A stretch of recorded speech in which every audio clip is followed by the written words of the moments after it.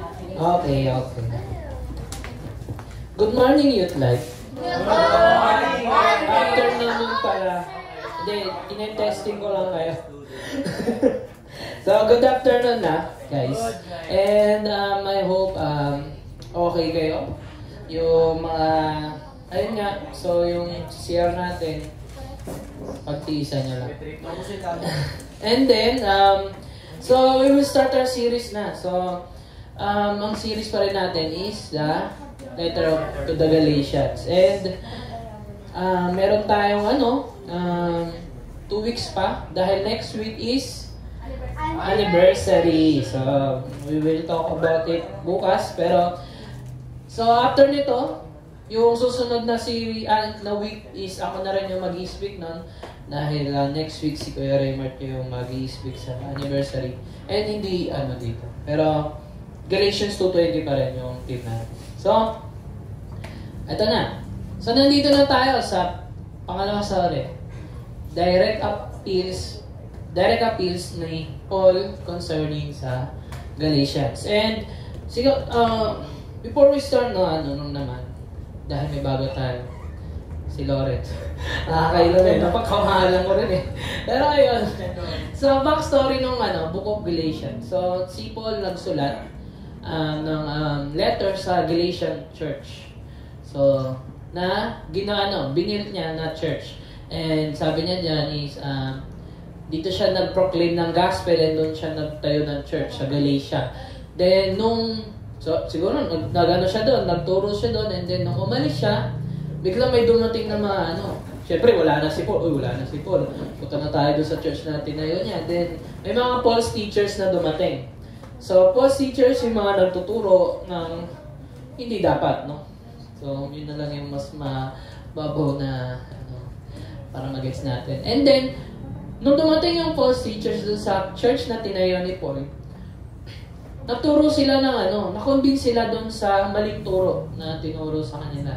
Na dapat meron ka munang gawin para ma-convert ka o maging part ka ng pamilya ng Diyos. And then, yung false gospel na yon is, naniniwala naman sila kay Jesus, pero dapat magpatuli ka muna, dapat hindi ka kumakain ng ganito, ganyan. And then dapat tuwing Sabado or Linggo, nasa church ka, nagpapay na, hindi ka pwede magtrabaho. And then, syempre, nung nabalitaan ni Paul yun, na-broken hearted siya, and then nagalit. That's why nagsulat siya about sa Galatian church. No? So, kaya niya nasulat itong topic natin for this afternoon. So, babacktrack lang natin yung mga previous chapters. Pero kung may na-post naman na ako sa YouTube, please like and share and subscribe na lang. Pero ayun, so, pinopost na namin yung mga mamaya or bukas, kompleto na to. And, ito yung so sa Galatians 1, kung maalala nyo pa to, kung nandito kayo, so, Jesus' last words, ang sinabi ni Paul, is a false gospel. Na kailangan maniwala kay Jesus, tapos may gawin ka, punta ka ng church, maging mabait kang tao, gawin mo lahat yung extraordinary, and then maliligtas ka, or makaka-receive ka ng blessing.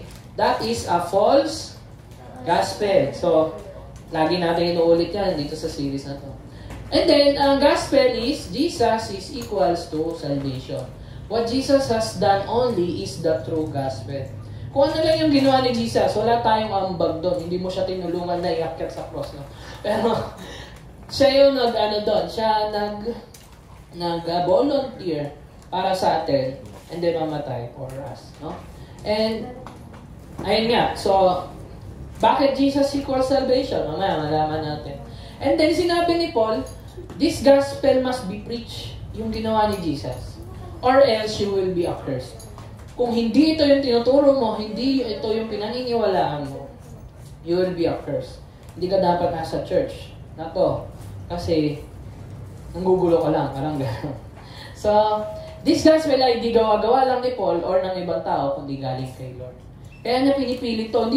Pinipilit ko to hindi dahil idea ko to, dahil magaling ako. Pinipilit ko tong gospel sa inyo kasi galing to kay Lord. Ito yung pagmamahal ni Lord para sa atin. Yan yung Galatians 1. So, masyadong may clean na yan.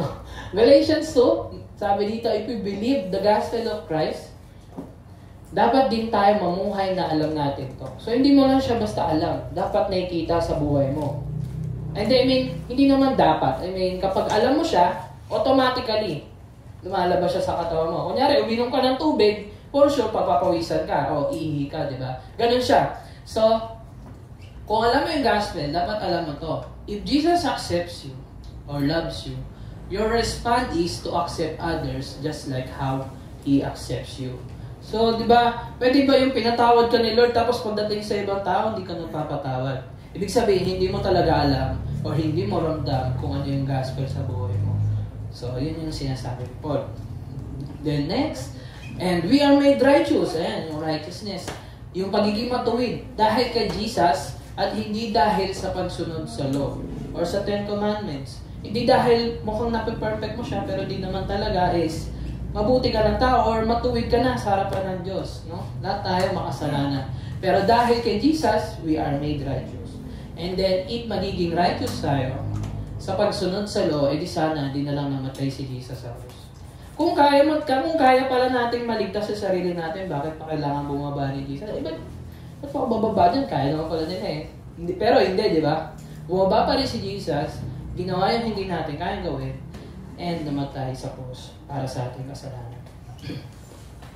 And then ito yung last kong topic, yung Galatians 3:1-14, naging righteous tayo by faith sa ginawa ni Jesus. So alam niyo na yung faith, no? Nasa note lang kayo, share, like, and subscribe. Pero ayan, by faith na-receive din natin ang Holy Spirit. Hindi tayo binigyan ni Lord ng magandang bahay, kotse, pera, pero ang binigay niya sa atin is si Holy Spirit. Naalala niyo. At kasama natin siya as our comforter and our guide to live like Christ. Kasi sa mundong ito, masakit pa rin mamuhay sa mundong ito. May sasaktan ka pa rin, may masasaktan, may mahihirapan, nahihirapan ka pa din.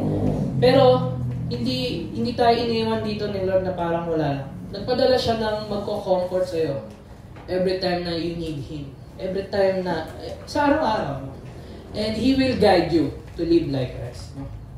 And then, last, we are blessed because, sino yung blessed dito? Nag-usapan natin yan. Because of our faith to Jesus. Kay Jesus pa rin to. We became part of Abraham's family. Pinag-usapan natin si Abraham, which is, sa ibang salita is God's family, pero hindi God si Abraham, no? Pero dahil sa pamilya ni Abraham, lahat ng magiging part nun is pamilya ng Diyos. And we are called sons and daughters of God through Jesus. Kasi si Jesus, descendant ni Abraham, di ba? Kaya nung naniwala tayo kay Jesus, naging part din tayo ng family niya. And then, may karapatan na tayo na tawagin ang ating mga sarili na anak ng Diyos. So, ayan yung ating pinag-usapan. Then, si Kuya Raymond will last week, we are blessed because na-receive natin ang promise ni God. And ang promise niya is salvation and blessing by faith in Jesus. So, we are blessed. Kahit wala ka pang ginagawa, blessed ka na dahil kay Jesus. And then, about sa law, nagbigay ng law si Lord. Hindi para maligtas tayo. Hindi yan parang nakalista para sundin mo talaga, no? Kasi hindi mo talaga kaya. Kundi pinapakita sa atin ito kung gaano tayo makasalanan. Hindi mo siya ma-perfect, nakita mo, ganun pala makasalanan. And para makita mo na need natin ng Savior. Dahil hindi mo masunod yung Ten Commandments, Lord, hindi ko kaya, kailangan ko na magliligtas sa akin kasi wala talaga akong pag-asa. And then, nakita natin yung need natin ng Savior. And sa Savior natin, na-receive ang promise ni Lord na salvation and blessing. Acceptance, forgiveness, and hope and love. And it is not by obeying the law, but, inulit ko na lang, by having faith in Christ Jesus our Savior. Faith is, maniwala ka at magtiwala. Wala pa naman tayo nakikita namatay tas nakita natin sa langit, di ba? Uy! Pero naniwala tayo na ligtas tayo kahit hindi pa natin nakikita o nararanasan. And that is faith. So that's all. No? Nasa Galatians 4 na tayo. So ito ang ating topic. So, yun yung last 3 chapters ng Galatians. And may tatlong chapter pa. Pero, mas maintindihan nyo lalo kung sino si Lord, kung sino yung, kung paano tayo magiging blessed sa ating buhay bilang Kristiyano. And before I start sa ating topic, please, let us pray. Heavenly Father, Panginoon, marami pong salamat sa apong ito na ipinagkaloob mo sa bawat isa, Panginoon. Maraming salamat sa mga kaluluwa, Panginoon, na idinako mo dito upang makarinig ng iyong salita. Naway yung salita mo, Panginoon, tumimo sa aming puso, Panginoon, and maalala namin yon in every day of our lives, Panginoon, as we go to this world, Panginoon, na puno ng kasalanan, Panginoon. And I pray, Panginoon, na lagi namin makita, Panginoon, ang pangangailangan namin sa Diyos. That's why we are coming here, Panginoon, sa church. Kasi ganun kami makasalanan, Panginoon. Sobrang bigat, Panginoon, but because of your Son, Panginoon, na si Jesus Christ, we are here, Panginoon, nakikita yung pangangailangan namin, sir. And I pray, Panginoon, ikaw po ang siyang makita, ikaw po ang siyang maramdaman, ikaw po ang maitaas at mapapurihan. Maraming salamat, Panginoon namin Jesus, sa iyo mataas na papuri. In Jesus' name. Amen. Ayan. Pwede na ba kayo antokin? Pwede na antokin. Parang may klema, no? Pero, pause lang ako. Okay. Sa Galatians 4, pag-uusapan naman natin yung mga benefits. Siyempre, di ba? Kapag anak ka ng nanay at tatay mo, anong makukuha mo? Parang gano'n.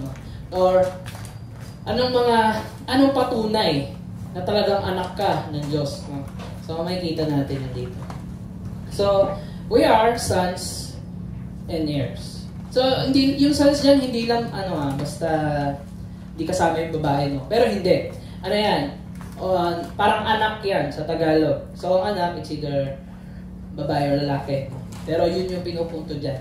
So, Galatians 4:1-7. Okay, magbabasa na naman tayo. Think of this way. Diba? Tinuloy na ni Paul. If a father dies and leaves an inheritance for his young children, those children are not much better off than slaves until they grow up, even though they actually own everything their father had. So, di ba kapag namatay ang tatay mo, yung lahat ng meron siya, mamamana sa'yo. Just like si Kuya niyo Hector, di ba? Nung namatay siya ng ama, nakuha niya yung motor, nakuha niya yung kotse. So, siya na yung nag-aalaga. So, everything na naiwan ng tatay, napunta sa kanya. So, ito yung nangyari doon. Pero, kapag wala pa sa tamang edad, alam nga namang 8 years old, bigyan mo ng kotse, no? Kotse ng tatay niya. Hindi. So, merong guardian na papalaki sa kanya. And then, hanggang sa maging 18 years old siya, pwede na siya mag-drive. So, doon lang siya makakapag-drive. So, yun yung binigay na example ni Paul dito. So, they have to obey their guardians until they reach whatever their age their father said. So, and that's the way it was with us before Christ came. Diba, hindi naman nung nagkasala si Adam and Eve, biglang dumating si Jesus. Hindi. After ni Adam and Eve, pinalabas sila sa Garden of Eden, and then, thousands years later, saka dumating si Jesus. Pinili niya si Abraham, then yung mga apo ni Abraham pumunta sa sa Egypt, then naging slave sila doon, tapos pinalaya sila ni Lord, then na-receive nila yung law, yung 10 Commandments. So marami pang nangyari. Bakit ganon na hinayaan pa ni Lord na lahat mangyari yun bago pa dumating si Jesus? No? Kasi, mamaya ko na sabihin. Pero ayan. So, that's the way it was with us before Christ came. We were like children. We were slaves to the basic spiritual principle of this world. So, sa mundong ito, para di ba, nung pinanganak tayo, ang hindi lang natin napapansin, no? Sa bawat galaw natin, meron tayong laging sinusunod. Maligo ka.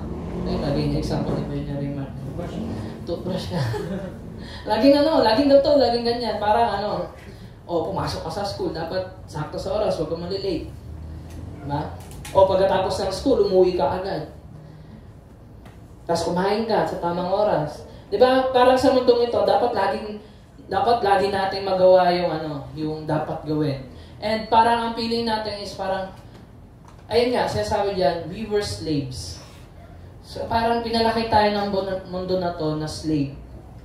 Kahit hindi mo naman siya gusto or hindi daling sa puso mo yung paggawa nun, is napipilitan ka. And we are slaves to that, no? And yung sinasabi ni Paul dyan. So parang, we are slaves and then, Lord, gusto ko na makawala sa cycle na to. Lord, ayoko na ng ganito. Dito natin nakikita na kailangan natin si Lord. No? And parang mas lalo nyo maintindihan yung guardian na yan. Bibigay ako ng isa pang example. Ako na tulad ng teachers, sino may teacher? Lahat naman tayo nag-aaral. Sila ang nagsisilbing guardian natin sa school. Tapos, kapag uwian na at dumating na ang magulang natin para sunduin tayo pauwi ng bahay. So, mapapansin nyo, di ba? Hindi naman pagdating mo ng school, nandun pa yung nanay mo, nasa bintana, nakatingin mo.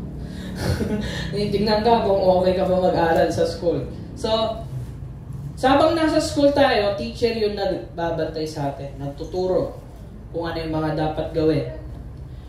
And then, nung dumating yung nanay mo, hindi naman dumadating yung nanay mo ng lunch break na uuwi na tayo anak. Hindi naman, di ba?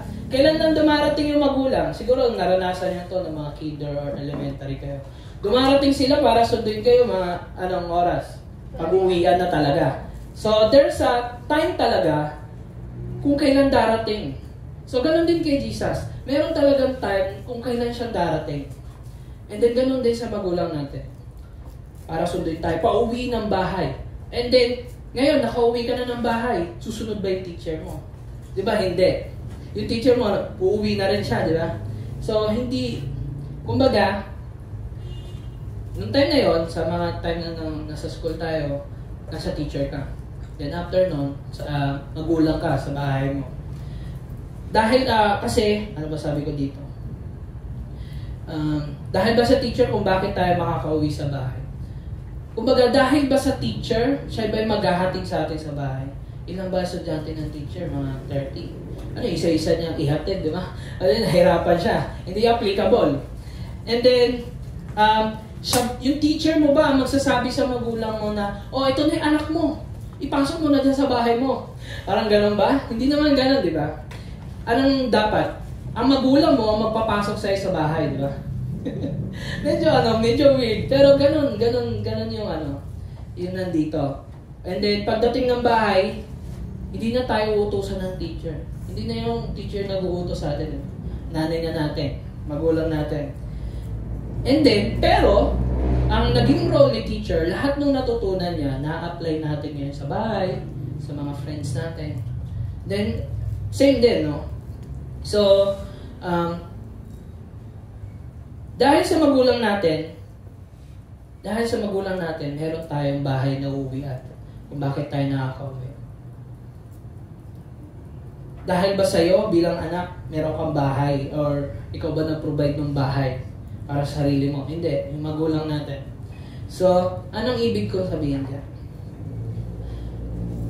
Ganon din sa Bible or sa buhay natin. Hindi ang law magsasabi na anak ka ng Diyos. Yung 10 Commandments ba makakapagsabi sa'yo na anak ka ng Diyos? Oy Lord, na-perfect ko tong 10 Commandments, gawin mo akong anak mo. Ganon nga ba? Ganon ba yon? Diba? Hindi. Pwede bang parang, ito top honors to, magiging anak to ng presidente. Hindi man ganon, diba? Ang magsasabi lang yun, yung mismong presidente, gusto ko tong maging anak. Diba ganon? Walang qualification, no? So, ganon din dito. Kundi, si Jesus lang makakapagsabi at magdadala sa atin sa Diyos. Nung dumating si Jesus, siya yung naghatid sa atin. Siya yung nagligtas sa atin at naghatid sa atin sa bahay. Just like our mothers, nung time nung sinusundo nila tayo. Gets? Okay naman tayo doon. Ayan na. So, next verses, eto na. But when the right time came, God sent His Son, born of a woman, subject to the law. Sa tamang oras, God sent Him to buy freedom for us who were slaves to the law so that He could adopt us as His very own children. So, anong ibig kong sabihin dito? Sa tamang oras, dumating si Jesus. For example, dumating si Jesus para magawa yung di natin magawa. That's why, hindi agad dumating si Jesus. Binigay muna yung 10 Commandments sa mga Israelite. And then, nung nakita natin na di natin kaya, hindi kaya ng Israel. Kaya, saka dumating si Jesus, and then siya na yung gumawa para sa atin. No? And then, at the same time, dahil makasalanan tayo, dumating siya sa tamang oras para bayaran yung hindi natin kaya mabayaran. And that is yung kamatayan. Namatay siya para sa atin. And then lastly, at para mabigyan tayo ng pag-asa sa kabila ng ating pagkukulang. No? Di ba merong pag-asa? Kunyari nung sinundo ka na, no? Tapos pauwi na kayo, excited ka na, malapit ka na sa bahay. Ganon yung pakiramdam as we believe in Christ Jesus, na excited ka na balang araw makakasama mo siya forever. Ganon din, no? So, as a students, makinig, totoo na may oras para sa lahat na meron dapat munang mangyari. Totoo sa ating lahat to. For example, mag-elementary ka muna bago mag-high school. Tama, di ba? After mo ba ng kinder, naging high school ka na ba? Di ba? Hindi. Or isa pang, example sa nature. Kailangan ba pagtanim mo ng buto ng apple, may apple agad na lalabas? After nun, hindi, di ba? Tutubo mo na siya, hindi magiging puno. There's always meron dapat munang mangyari. There's a process always. That's why dapat hindi tayo masyadong nagmamadali. Kasi kapag nagmamadali tayo, nag-go against tayo sa nature natin. For example, instant noodles. Dahil gutom ka, gusto mo instant noodles. Dahil sa instant noodles na to, lagi akong mabilis kakain, makakain agad. And then nung yun yung kinakain mo, doon ka nagkasakit. Kasi, bakit? Hindi dumaan sa tamang proseso para maging healthy ka sa kinakain mo. Ganun yung mga instant food, yung mga fast food, hindi yun healthy. Ano lang yun? Para lang makakain tayo. No? Pero hindi dapat natin yun inaaraw-araw. So that's why, kasi may mga consequences. For example, isa pa example, magpalisensya bago mag-road trip. Road trip na nilagay ko dyan. Kasi, bakit? Kapag wala kang lisensya, hindi ka nag-aral mag-drive, tapos nag-drive ka ng kotse or ng truck, marami kang mapapatay. Diba? Dapat mayroon muna mangyari para hindi mo maranasan yung consequences. Ano yung consequences? Yun yung kabayaran dun sa mga nagawa nating pagkakamali or hindi nating pagsunod. Dahil di ka sumunod, palo ka. Masasaktan ka. Laging mayroong ganon. Hindi pwedeng wala. Consequences ang tawag doon. Another one, mag-aral bago mag-asawa or bago mag-jowa. Hindi naman namin ini-encourage or discourage, no? Pero mahalaga na meron kang alam. Kasi once na dumating yung pagsubok, yung problema, hindi mo alam yung gagawin, sinasaktan mo na yung sarili mo. Ano yung consequence? Parehas lang kayo nagkasakitan kasi wala kayong alam.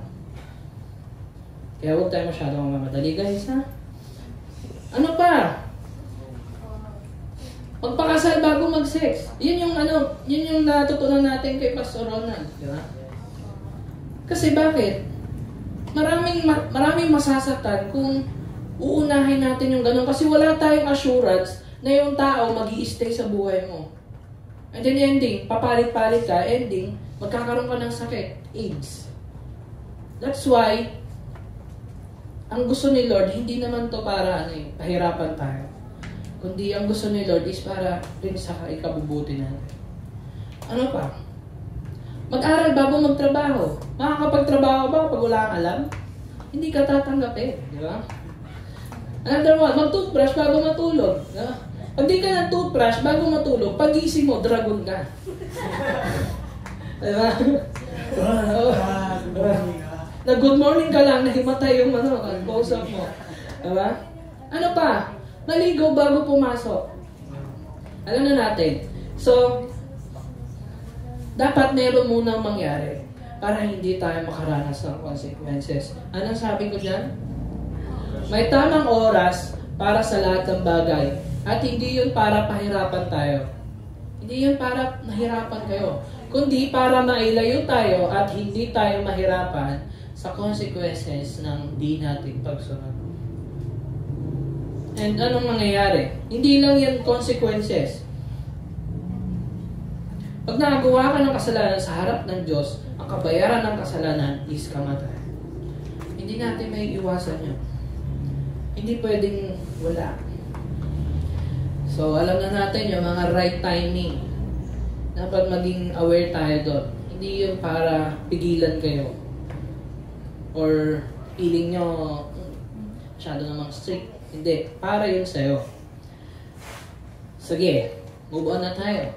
So, dumating si Jesus, and then doon niya binili yung freedom natin. Kasi, slave tayo sa mundo na to. Slave tayo sa katawan natin. Slave tayo sa batas na dapat masunod ko to. Parang hirap na hirap ka na. And then dumating si Jesus, binili yung freedom mo, and inadopt ka niya as His own son. Hindi yung parang pinalaya ka niya sa kulungan. For example, kulungan. Pinalaya ka na, o sige, gawin mo na kung ano yung gusto mong gawin. Tapos, paglabas lang ng kulungan, nanaksak, tinakulong ulit. Di ba parang hindi yun ganon. Ang pagiging malaya is, nung pinalaya ka ng Diyos, hindi ka lang niya basta pinalaya, sinamahan ka pa niya pauwi. At sa piling niya, bilang anak. No? Okay.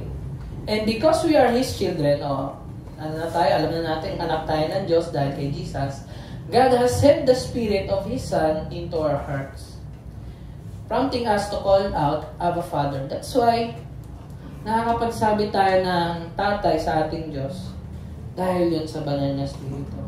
Kasi sinasabi sa atin ng banal na Espiritu, huwag kang mahiya sa mga kasalanan mo, tawagin mo siyang tatay. Kasi bakit mo siya tatawagin tatay? Kasi now you are no longer a slave, but God's own child. And since you are His child, God has made you His heir.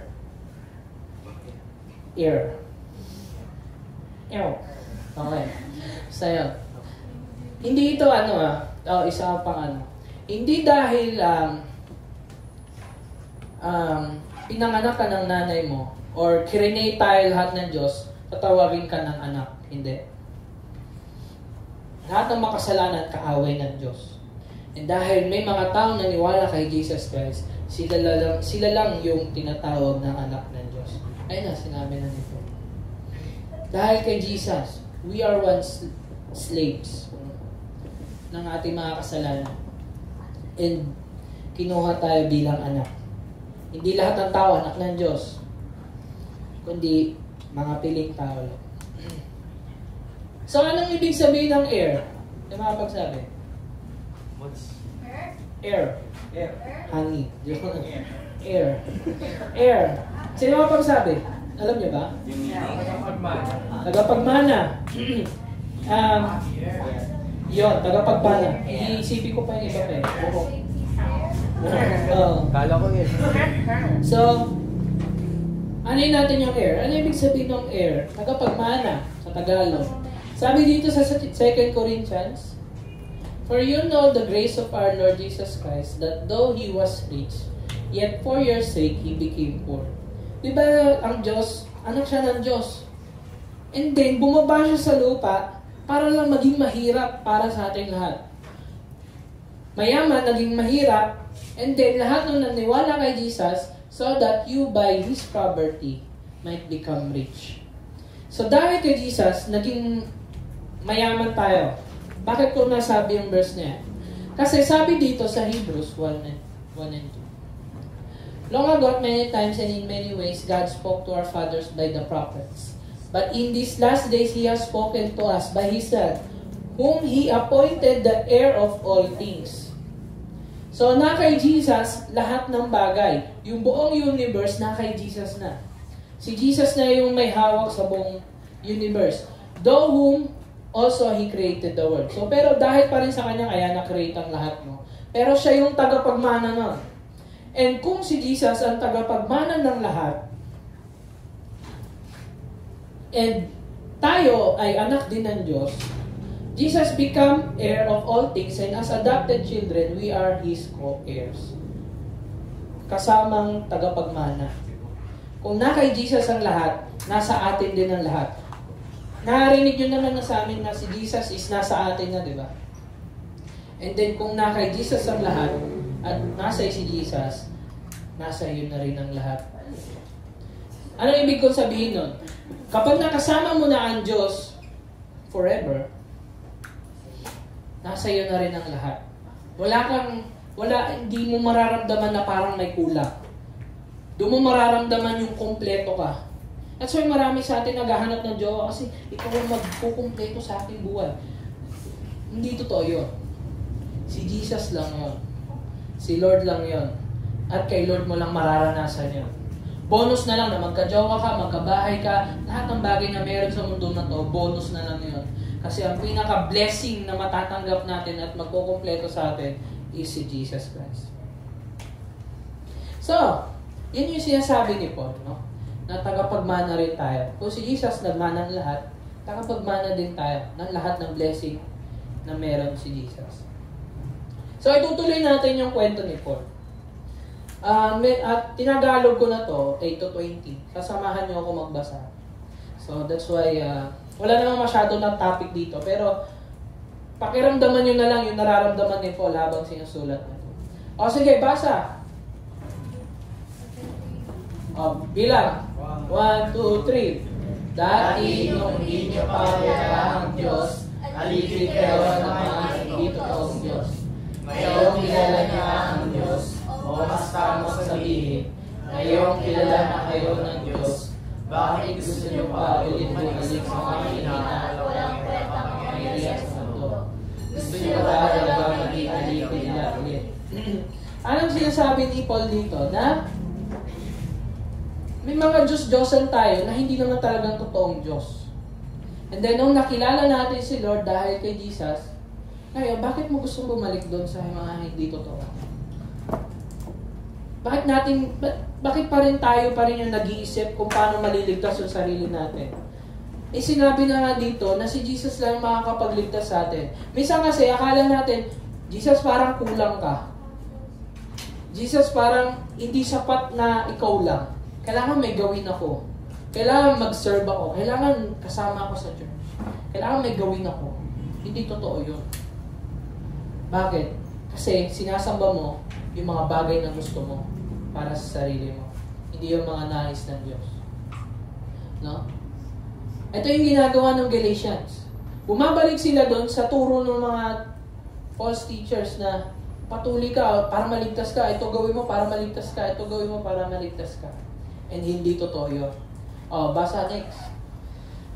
Ang gagaling niyo Ang sumunod sa mga religious holidays. May mga special kayong araw at panahon at taon. Nag-aalala kasi ako at baka nababala ang kapasok. So, di ba, halos ilang taon din nagturo si Paul sa Galatians eh. And then, parang nadilismaya siya kasi yung mga tinuro niya, hindi tumatak sa puso ng mga tao, hindi naniwala agad sa mga false teachers. May sinusunod pa silang araw, buwan at panahon. Kasi sa Israel, meron silang sinusunod na gano'n. Na every week magpapahinga. Every month, may gagawin sila, magsi-celebrate sila. Bawat panahon, kada taon, may gagawin sila. Di ba parang nakakapagod? So, nag-aalala tuloy si Paul ngayon, baka nababaliwala yung pagturo ko sa inyo ng gospel. Yung nararamdaman niya. Then next. Mga kapatid, nakikiusap ako sa inyo. gayahin niyo ako, kasi ako mismo naging kagaya niyo. Wala kayong ginawang masama sa akin.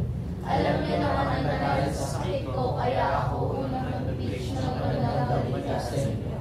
So, nung time na to, nakikiusap na siya sa mga Galatians na makinig sa kanya. Kasi nakikinig sila doon sa false teachers. And then, nung time na nagtuturo siya, may sakit pa siya noon. And then, alam mo yun, kahit may sakit siya, hindi naging balakid sa kanya na ipamahagi sa tao na ito yung magandang balita. Magandang balita na magliligtas sa inyo. Ano yung magandang balita sa English? Good news. Good news, tama. Hindi mo malalo, no? Kasi yung good news is yung gospel. So, baka kapag nabasa niyo yung magandang balita is gospel siya / good news. Okay. Yun yung, ano yung magandang balita? Na tayo ay ligtas na dahil kay Jesus Christ. Wala nang iba. No? Next. Okay, bila. 1, 2, 3. At kahit naging pabigat ako sa inyo dahil sa sakit ko, di niyo ako nireject o tinuloy na walang kwenta. Winelcome niyo ako na parang ibig na At tinanggap niyo ako gaya ng pagtanggap niyo kay Christ Jesus. Sobrang saya noon. Anong nangyari? Noon na kung pwede niyo lang tukutin ang mga Mata niyo at ibigay sa akin, gagawin niyo talaga. tapos ngayon sinasabi ko sa inyo kung ano ang totoo, Pawin niyo na ako. So, medyo emotional na si Paul dito, no? Kasi may sakit siya nararamdaman. Pinapaalala niya sa Galatians na dahil sa sakit nararamdaman ko, hindi niyo nireject ako.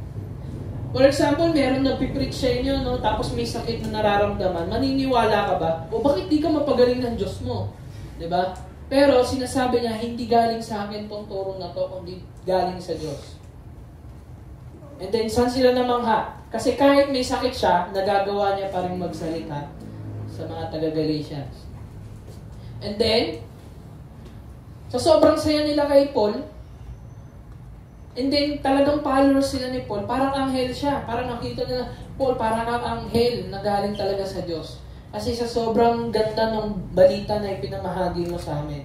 Kasi that time, para lang makasamba sila sa Diyos, may kailangan silang patayin.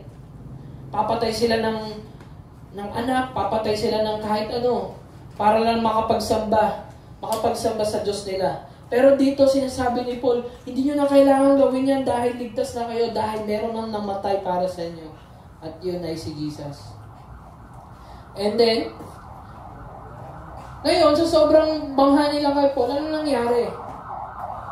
Na mismong sa sobrang pagkamangha nila kay Paul, kaya nilang dukutin yung mata nila at ibigay. Kapag sinabi niya, ganun siya kasikat nun. Pero ngayon, nung sinasabi niya kung ano yung totoo, inaaway niya nila siya. Kung nararamdaman ni Paul, parang nasasaktan talaga siya. Kasi pinaghirapan niyang alagaan yung church na yun, tapos masisira na. For example, pinagpagura namin alagaan kayong youth life, and then suddenly merong pupunta dito sa harapan, and then magsasalita ng kung ano-ano. And for us, masakit yun. Diba? Next. O basa. Yung mga taong iniiba ang balita, napakita nilang interesado sila sa inyo. Pero sa totoo lang, meron silang masamang intensyon.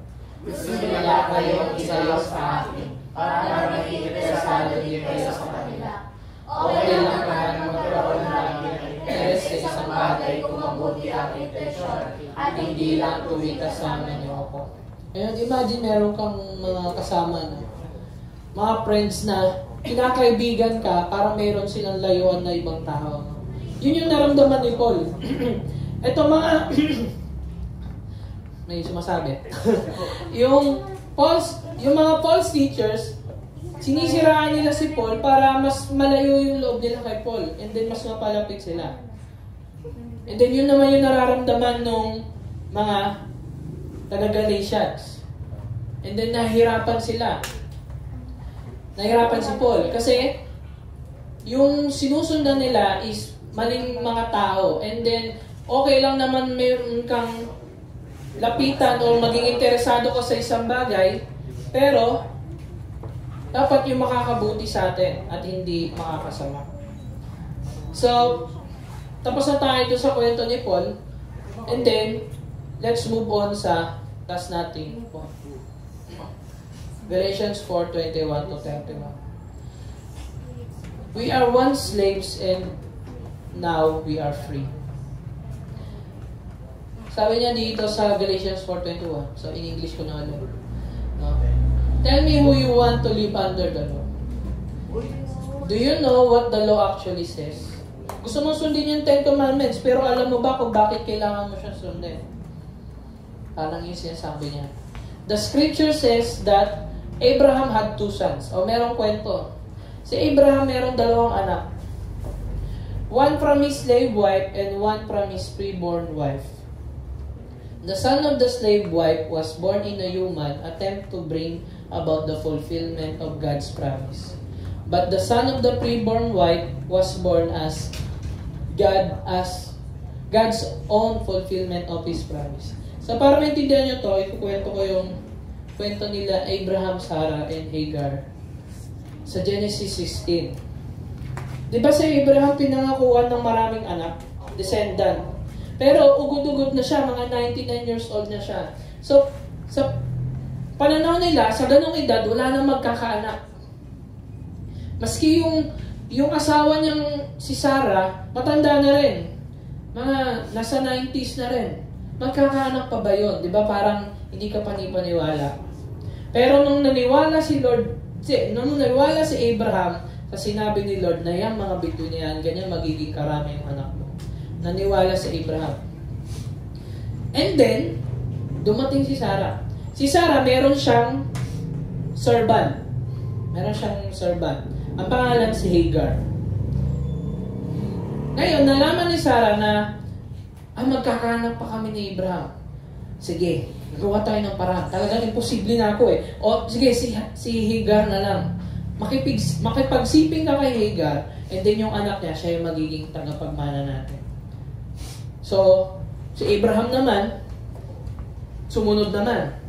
And then, nagkaanak sila ni Hagar, yung servant ni Sarah. Asawa niya si Sarah. Tapos si Hagar nagkaroon ng anak. Ngayon, ano nangyari? Natupad yung pangako ni Lord na magkakaroon ng anak si Abraham. Pero sa maling paraan. Sa mismong paraan nila, siya gumawa ng anak or nagkaanak. Kasi dapat magkakaanak sila sa tamang time na kung kailan ibibigay sa kanila ni Lord. Pero anong ginawa nila? Sila yung gumawa ng sarili nilang paraan. And then, years later, parang si Hagar, naging mas mataas na kay Sarah. Kahit ikaw ang may asawa, ako ang may anak. Parang ganun na yung sinasabi niya kay Sarah. Even though servant siya. So ngayon, si Sarah nagreklamo kay Abraham, paalisin mo na si Hagar at yung anak niya kasi minamalit niya na ako. Hindi nangyari, pinaalis nga sila, pero nasa kanila pa rin yung blessing ni Lord. Pero, in the later time, dahil nagtiwala pa rin si Lord na magkakaanak siya, nagkaanak sila ni Sarah. And that is the fulfillment of God. And that is, yung anak nila, pangalan is si Isaac. Yung anak ni Abraham doon kay Hagar na slave is si Ishmael. Si Ishmael at si Hagar pinalayas, pero di naman sila, meron pa rin silang dala nung umalis sila. Tapos yung anak nila ni Abraham at ni Sarah, si Isaac, which is yun yung pinangako ni Lord na magkakanak sila. Imagine, kahit sa ganong edad, dahil sa pangako ng Diyos, tinupad niya yun. Kaya sabi niya dito, di ba? The son of the slave wife, si Hagar, was born in a human attempt to bring about the fulfillment of God's promise. Yung tipong si Lord yung nagpangako, tapos tao yung gumawa. Di ba parang kabastos-bastos? Or in a matter of sense, parang hindi mo ginalang yung Diyos. And then, but the son of the freeborn wife, si Sarah, was born as God's own fulfillment of His promise. So, meron dalawa. Bakit nasabi ni Paul yan? Okay, dito ko siya, sorry. Sabi niya dito sa 24-25, these two women serve as an illustration of God's two covenants. The first woman, Hagar, represent. So, si Hagar, na si Abraham yung gumawa ng paraan, sila yung gumawa ng paraan para magkaanak sila. Sa Mount Sinai, nire-represent ni Hagar yung mga tao na naging slave sa law. Sabi niya dito, where people received the law that enslaved them. So, doon kinukumpara ni Paul yung si Hagar. And now, Jerusalem is just like the Mount Sinai in Arabia because she and her children live in slavery to the law. And then, sumunod na verses is, but the other woman, Sarah, represents the heavenly Jerusalem. She is the free woman and she is our mother. As Isaiah said, rejoice, O childless woman, you have never given birth. Break into a joyful shout, you who have never been labor, for the desolate woman now has more children than the woman who lives with her husband. So, makapansin niyo yung representatives ng yung mga sumusunod sa law, and then yung sumusunod sa Diyos na magbibigay ng promise sa kanila. And then, sabi niya dito sa last verses, and you, dear brothers and sisters, tayo yan, mga Christians, are children of the promise, just like Isaac. yung anak nila ni Sarah at Abraham. But you are now being persecuted by those who want you to keep the law, just as Ishmael, the child born by human effort, persecuted Isaac, the child born by the power of the Spirit. Parang sinasabi niya dito, yung mga false teachers nagtuturo na by human effort, maliligtas kayo or magiging anak kayo ng Diyos.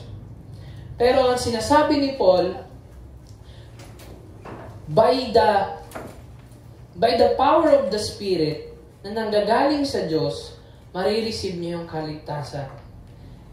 Parang kung sinabi ni Lord na ililigtas kita, hindi tayo ang gagawa nun. Ang gagawa nun is kung sino yung nagsabi, and that is Jesus. No? Parang umiinit Ano, sige. Ngayon, ito na yung last 2 verses natin. But what do the scripture says about that? Get rid of the slave and her son, for the son of the slave woman will not share the inheritance with the free woman's son.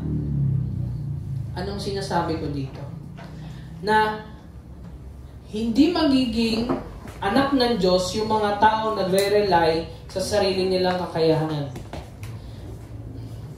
Ulit, hindi matatawag na anak ng Diyos ang mga taong nagtitiwala sa sarili nilang kakayanan. At hindi nila marireceive yung inheritance na yun. Ito yung isang example. Sabi ni Jesus sa mga tinuruan niya sa mga Sermon on the Mount, sabi niya, many will say to me on that day, Lord, Lord, did we not prophesy in your name? And your name cast out demons, and in your name perform many miracles? And then I will declare to them, I never knew you. Depart from me, you practice lawlessness. Imagine, sinasabi ng mga tao na to sa Diyos, Lord, ginawa ko yung mga gusto mo. Lord, nag-prophecy ako sa pangalan mo. Lord, paalis ako ng mga demonyo. And then gumawa ako ng mga miracles. Imagine, ang dami niyang ginagawa, and then ang sinabi ni Lord sa kanya, I never knew you. Kasi bakit? Ipinamumukha niya kay Lord, Lord, ito ang effort ko, ito yung magliligtas sa akin. Imbis na si Jesus mismo ang magsasabi na, Lord, dahil kay Jesus, ligtas ako.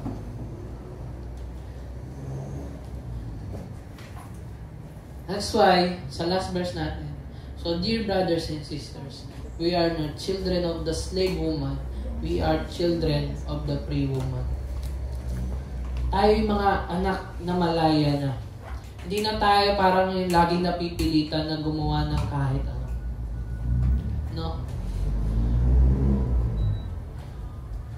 We are now not slaves of the law or of our sin, but a free children of God.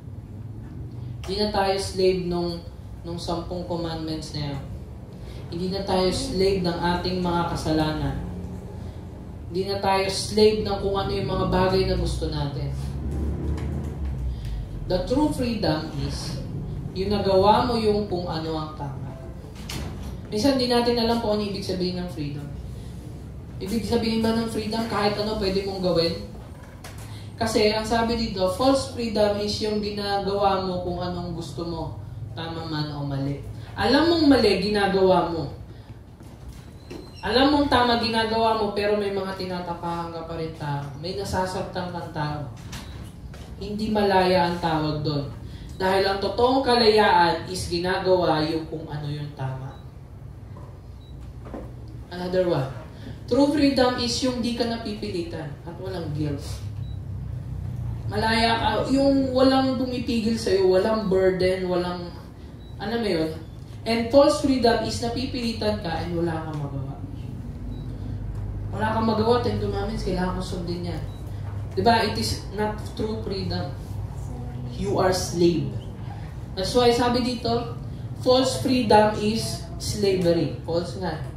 Slave tayo sa kung anong gusto natin. Gusto na ating puso at katawan. At tayo'y nakukulong sa kasalanan at nakatakdang bitayin sa huli. Imagine, kung yung freedom na alam mo is yung sundin lang kung ano yung puso mo. Ang sinasabi ng mundo ngayon, follow your heart. Pero, ang nangyayari nun, Siya ang sinasabi ng mga tao sa inyo na magpa-slave kayo sa puso nyo. Magpa-slave kayo sa kung anong gusto ng katawan nyo. Even though tama man o mali. And that is not true freedom.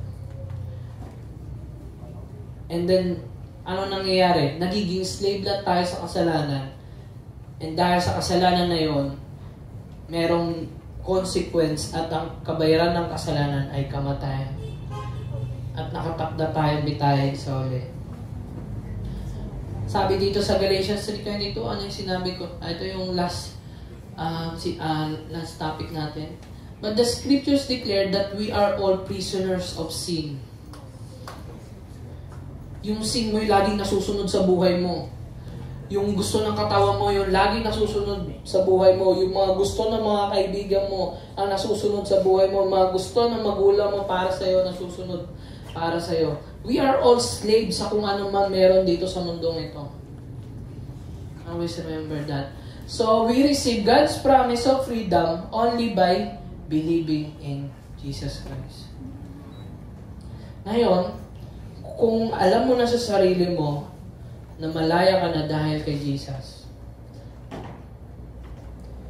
Dati, sumusunod tayo sa magulang natin para mahalin nila tayo. Susundin ko yung magulang ko para mahalin nila ako. So, ibig sabihin nun, naghahanap ka ng pagmamahal. Pero nung nakilala mo si Jesus, na-receive mo yung pagmamahal na kailangan mo, ngayon hindi mo na siya hinahanap sa kahit sino man. Ngayon, sinasabi mo na sa magulang mo, na susundin kita kasi mahal kita. Kasi merong Diyos na nagmamahal sa akin, kaya mamahalin kita. Ngayon, hindi na siya parang pilit. Sumusunod ka na ngayon, hindi dahil, kasi dapat ka to, kasi ganyan. Pero dahil nagmamahal ka na, kasi alam mo merong nagmamahal sa iyong Diyos, hindi ka na napipilitan, and that is freedom. Doon ka nagiging malaya. Marami pa yan. And kay Jesus lang natin yan may kuha. Hindi sa mga magulang natin, hindi sa kaibigan natin, hindi kahit sino man. Or anumang bagay na meron dito sa mundo na to. Lalo na yung pera. Sabi nga, di natin madadala sa hukay ang pera. No? Pero si Jesus, makakasama natin ang pagbuhay. Ito yung sabi ko kanina. Nakakulong tayo sa kasalanan at nakatakdang bitayin sa uli. Yun lang yung mangyayari sa atin. Dahil sinunod mo yung gusto mo, sinunod mo yung kung ano yung sinasabi ng puso mo at hindi yung sinasabi ng Diyos. Nakatakda kang bitayin sa uli. Mamamatay ka sa ginagawa mo. And dito na tayo mag-end. Nakakulong tayo pero merong nagpiyansa. May nagbayad ng ating kasalanan at siya ang binitay at namatay sa krus. Upang ang lahat na maniwala sa Kanya ay maging malayang anak ng Diyos.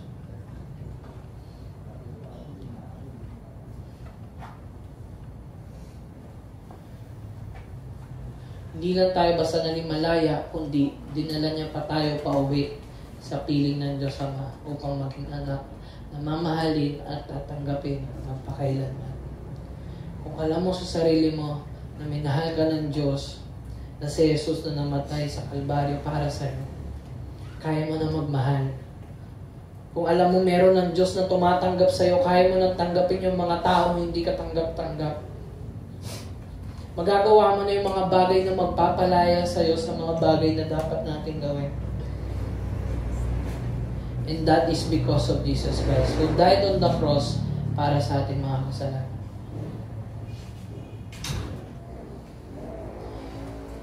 And that is the last verse. Pero sasabihin ko yung sumunod na verse sa Galatians 5:21. For freedom Christ has set us free. Stand firm therefore and do not submit again to a yoke of slavery. Now, if you know the gospel, alam mo mahal ka ng Diyos. Alam mo tinanggap ka. Alam mo pinatawad ka ng Diyos. Namumuhay ka na in a way na ibang-iba na sa ibang ginagawa ng tao. Just like na sinabi ko, ibang example. Kung alam mo, pinatawad ka ng Diyos, kaya mo na rin magpatawad ng iba. Kaya mong patawarin yung magulang mong nasaktan ka ng di sadya. Kaya mong magpatawad ng mga taong nanakit sa'yo kahit hindi sila kapatawad, kapatawad, di ba? Nabubulong na ako. Pero, yon. Kasi minsan, di ba, naghahanap tayo ng rason, ba't papatawarin yan? Bakit ko mamahalin yan? Wala namang ginawang maganda yan sa akin. Pero dahil meron ng Diyos na nagmamahal sa atin na tumatanggap at pinapatawad tayo, kaya na natin ibigay yun sa natin. Naalala ko yung illustration na nasa Diyos nang gagaling yung lahat ng tubig na kailangan natin. And then ang kailangan na lang natin gawin is mamigay. Kung umiibig tayo, kung nagbubuhos ng pag-ibig ang Panginoon, nagbubuhos ng kapatawaran ng Panginoon, ganon din tayo. Ganon din tayo sa iba. Dahil ang daming pagmamahal sa puso ko, magmamahal din ako. Dahil dahil pinatawad ako ng Diyos sa lahat ng aking nagawa, kahit di ko yun deserve, magagawa ko rin yun sa iba. Ganon maging malayang Kristiyano. Kaya, hindi ka na yung slave sa kung ano yung kailangan ng mundo. Ngayon, nag-aaral ka, di ba? Gusto mong magkaroon ng magandang grade. Ngayon, dahil alam mong mahal ka ng Diyos at yung pagtanggap ng tao sa'yo, hindi mo na kailangan at pagtanggap na lang ng Diyos yung kailangan mo. Ngayon, nag-aaral ka ngayon ng mabuti, hindi lang para makakuha ng mataas na grades, kundi maipakita sa lahat ng tao na mayroong Diyos sa buhay mo. Di ba? Medyo iba na. Iba na talaga yung way natin as we live. No? Hindi na tayo laging parang may kinukuha sa ibang tao kasi nare-receive na natin. Alam nga namang meron ka ng PS5. Gusto mo pa yung PS5 nung kaibigan mo. Di ba? Hindi. Kung meron ka ng pagmamahal, kailangan mo pa ba yung pagmamahal ng ibang tao? Ang gagawin mo na lang is, mahalin na lang sila ng mahalin. Kahit wala kang nakukuha. Kasi meron ka nang nakukuha sa Diyos. And that is it. That's how ganun tayo kalaya sa piling ng Diyos. Namnamin nyo lang. No? And that's where we are in this topic. No?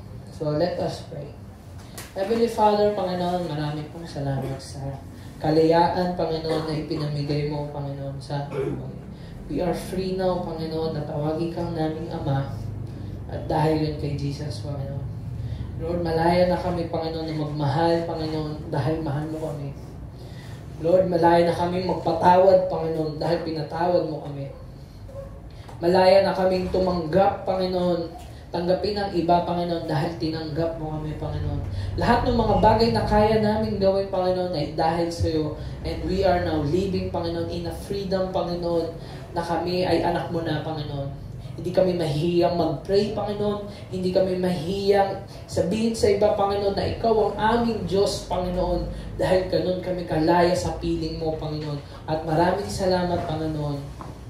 Even though kami ay makasalanan, Panginoon, at dapat mamatay dahil sa kasalanan namin, Panginoon, imbis na kami ang mamatay, Panginoon, merong anak ka na ipinadala at siya ang namatay para sa amin, Panginoon. Nabuhay siya muli, Panginoon. And as we put our faith in Him, Panginoon, kami ay muling mabubuhay, Panginoon, nakasama ka forever, Panginoon, at marireceive namin as tagapagmana, Panginoon, nakasama ni Jesus, Panginoon, tagapagmana ng lahat, Panginoon, na sa iyo namin, na ikaw, Panginoon, ang magkukumpleto ng aming buhay. Wala nang iba, Panginoon. I pray, Panginoon, na mayroong mga magrema sa aming mga puso, Panginoon, at madala namin ito sa aming pang-araw-araw na buhay upang lagi kang mapupurihan at masamba, Panginoon, at magpasalamatan sa lahat ng iyong ginawa para sa aming lahat. Kaya, Panginoon, sa iyo na po namin itinatang sagot na to sa pangalan ng iyong anak na Jesus, ang lahat ay magsabi na. Amen.